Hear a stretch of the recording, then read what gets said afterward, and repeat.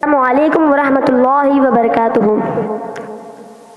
अल्हम्दुलिल्लाह अल्हम्दुलिल्लाहि रब्बिल आलमीन वस्सलातु वस्सलामु अला अशरफि रसूलिल्लाह व अला आलिहि व सहबिहि वसल्लम। अम्मा बाद। Respected juries, esteemed dignitaries both on and off the dais, I stand before you today with immense joy and gratitude to speak on the topic, the Prophet of Kids.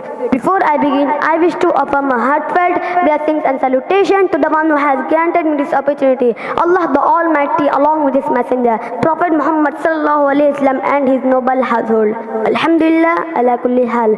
Brothers in Islam, allow me to take you back to the vast sandy deserts of the Arabian Peninsula. Over 14 centuries ago, Prophet sallallahu alaihi wasallam was born there at a time when the female offspring were considered the cause of distress and poverty.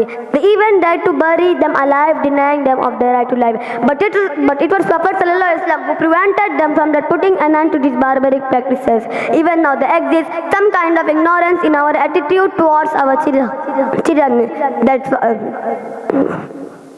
They are the foundation of an upcoming generation. That is why Prophet sallallahu alaihi wasallam asked to train our children with teachings of Islam.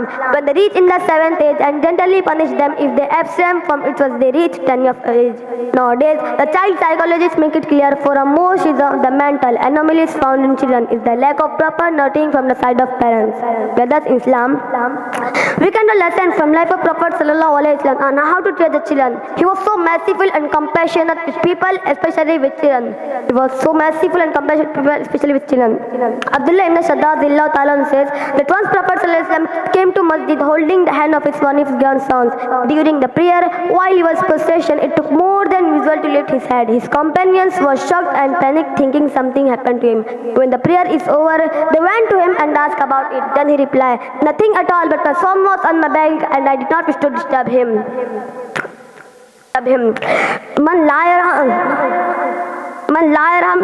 Whoever is not merciful with others will not be treated mercifully. But dears, whenever the Prophet ﷺ saw a child doing something wrong, he would gently correct them and with kindness.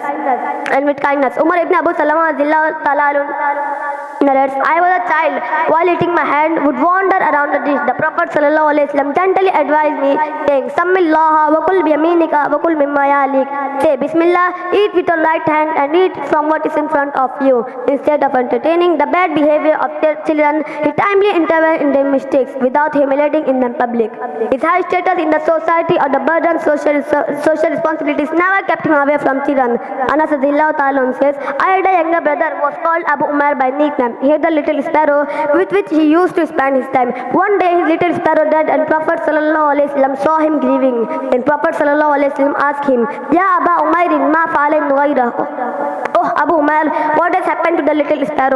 In this incident, we see the example of Prophet ﷺ who goes out of his way to help and console a little child. Brothers in Islam, taught Anas who was servant of Prophet ﷺ, he taught us, no master is rightful to shout or slap his slave by proclaiming, Anna waqaf lil yatimin hakaza. Say hakaza. He delivered one of the greatest humanitarian proclamations. Subhanallah. We will see how Prophet Muhammad ﷺ was a true role model in showing care and love for children.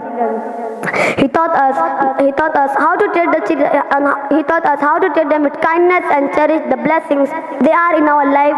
Now it's up to follow his examples and bring these teachings into our daily lives, making sure our children will feel valued. Let me conclude my words. Wa akhiru da'wana alhamdulillahi rabbil alamin. Wassalamu alaikum wa rahmatullah.